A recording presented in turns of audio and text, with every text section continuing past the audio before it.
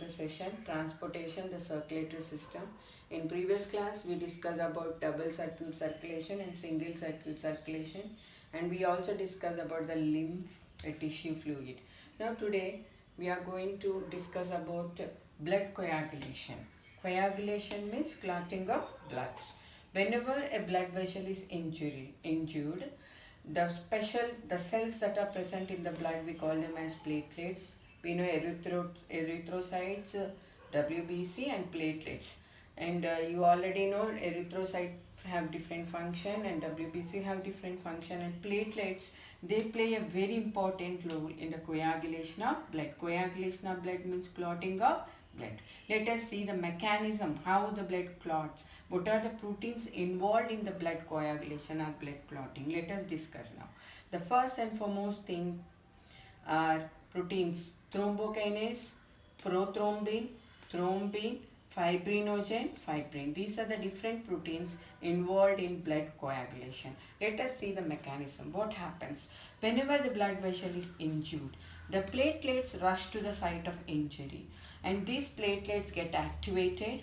Whenever the blood vessel is injured, the activated platelets, and platelets are also called as thrombocytes, the activated platelets, they produce an enzyme called thrombokinase. What is the name of that enzyme? Thrombokinase. This thrombokinase will act on another protein which is present in the blood. The name of another protein which is present in the blood is prothrombin. This prothrombin will be inactive in nature. The thrombokinase convert the inactive protein, inactive prothrombin into thrombin. Thrombin is active form, prothrombin is inactive form. Thrombokinase help for conversion of prothrombin into thrombin.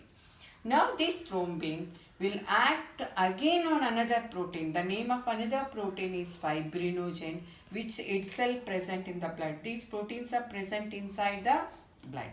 This fibrinogen is also inactive, and this inactive fibrinogen will be converted into active fibrin by the action of prothrombin. By action of prothrombin. Fibrinogen, prothrombin, fibrin.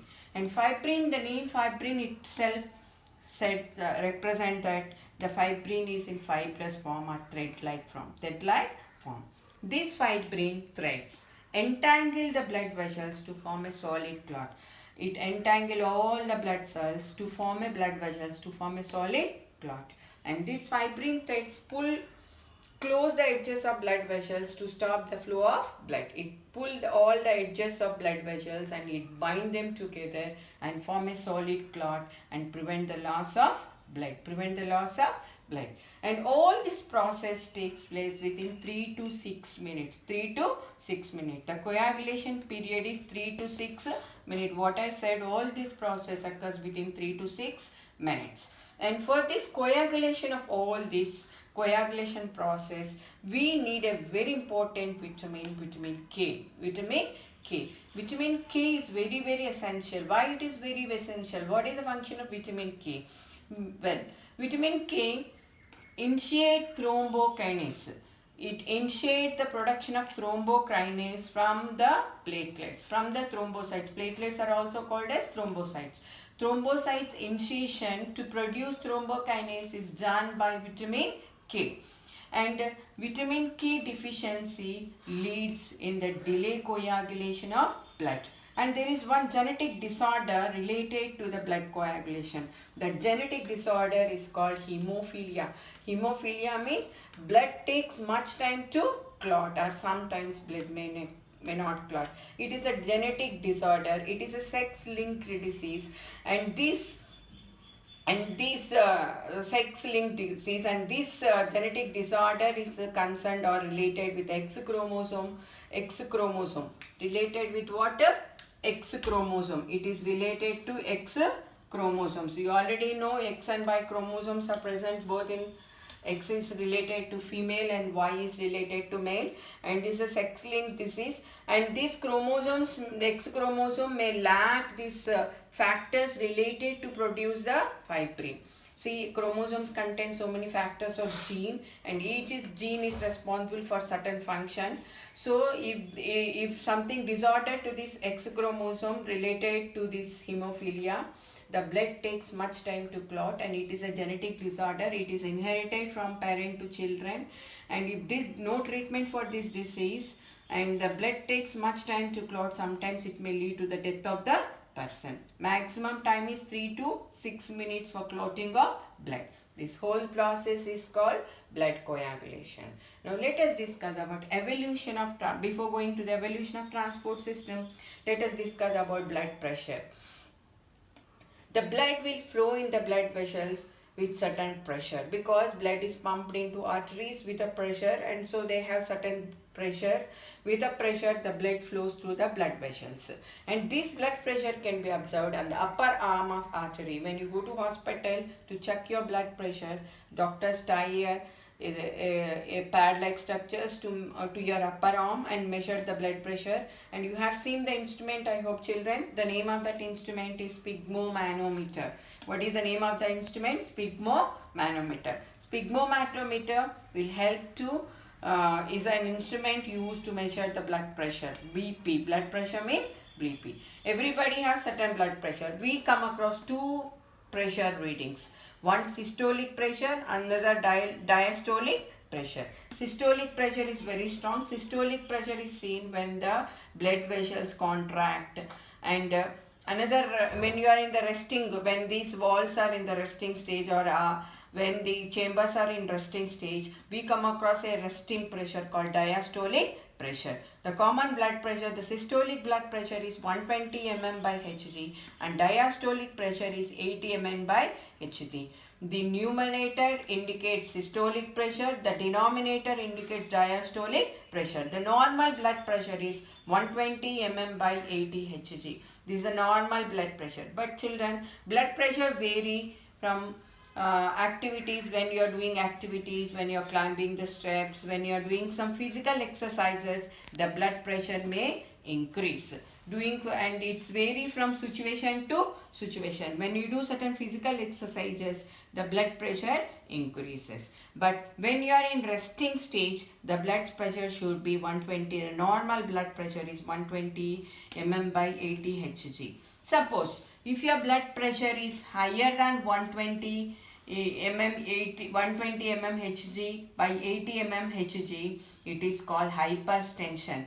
When you are at resting stage, your blood pressure is more than 120 by 80. It is called hypertension or high blood pressure. High blood pressure. Hypertension or high blood pressure is a health hazard. It may lead to the heart attack. Hyper blood pressure may lead to the heart attack, paralysis, strokes. So, what are the reasons for hypertension? There are so many reasons for hypertension. The first and foremost reason is stress. When you have more stress, and when you have not taken a balanced diet, no proper physical exercises, smoking, alcohol consumption, all these lead to hypertension. All lead to the hypertension. How do you protect yourself, you elders, from the hypertension? Getting free from stress, avoiding smoking, avoiding alcohol consumption, taking balanced diets, meditation, regular physical exercise will prevent hypertension. Now let us discuss to another topic called evolution of transport system. See, now we have well developed in multicellular organism, transport system is well developed. When you come to the higher mammals, especially human beings, we have well complicated transport system. But it has been gradually evolved. See, in protozoan, which are unicellular organisms, they don't have any specialized transport system. They have Brownian movement. The cytoplasm itself move in a natural way to supply the nutrients to the cell. They are unicellular. They don't need any specialized transport system, and their cytoplasm exhibit natural movements called Brownian movements. Now coming to the next phylum called Porifera. Porifera, all the sponges belong to Porifera. They too don't have any specialized circulatory system. Their body have small pores, and those pores we call them as ostia. And inside the internal canal will be there. That canal consists of flagellae. Flagellae are long hair-like structure. This flagellae vibrates and allow the water to supply to all parts of the body. And there it is called canal system. Now coming to the platyhelminthes, another phylum. Porifera means all sponges. Platyhelminthes means tapeworm, worms. And they don't have any specialized circulatory system. Their digestive system will act itself as a circulatory system. The digestive system is highly branched and supply nutrients to each and every cell. And coming to the cnidarians. Cnidarian means hydra jellyfish. They have a gastrovascular cavity, and this gastro means digestive system, vascular means circulatory system. Both digestive system and circulatory system is together, we call it as gastrovascular cavity. With the help of this gastrovascular cavity, nutrients and are distributed to all parts of the cell. Now coming to the nematohelminthes, roundworm. All this we come under nematohelminthes. Coming to the platyhelminthes, almost all of majority of platyhelminthes are parasites. Nematode also parasites. Because of their parasitic nature, they don't need more nutrient supply. They directly take the nutrients from the host. They also don't have any specialized circulatory system, and they have a pseudocoelom around the digestive system, and this digestive system and pseudocoelom they will take part the transportation of nutrients. Now coming to the next phylum, annelids, earthworm, leeches, all come under Annelida. Annelida has a well-developed circulatory system, and in the annelidans only we have seen the blood vessels, dorsal blood vessel, ventral blood vessel.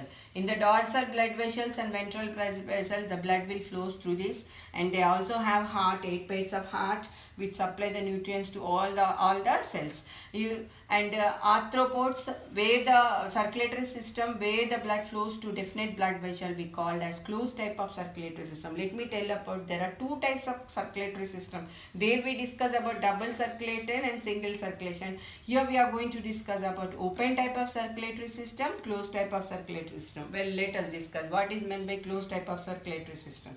In closed type of circulatory system, blood will flow through definite blood vessels. Such type of circulatory system, we call it as closed type of circulatory system. It is seen in higher animals too. We do have closed type of circulatory system. And higher animals, higher chordates. Now in arthropods, all the insects come under arthropods. In arthropods, they do not have any blood vessels. Blood will flow through canals, or blood flows in the body cavity, and nutrients are directly supplied to the tissues. In such type of circulatory system, we call it as open type of circulatory system. Open type of circulatory system is seen in arthropods, molluscans and lower chordates. What are the types of circulatory system? Open type of circulatory system, closed type of circulatory system. Open type of circulatory system do not have definite blood vessel. Blood directly flows to the tissues. Nutrients are directly supplied to the tissues, and blood flows in the body cavities. We come across this type of circulatory system in molluscans and chordates. Open and closed type of circulatory system is very important, children. I hope you understood this topic. Better you go to the module PPT which I have already sent, so that you can have some pictures regarding to this protozoans and poriferas. Thank you, children. We'll meet in the next session.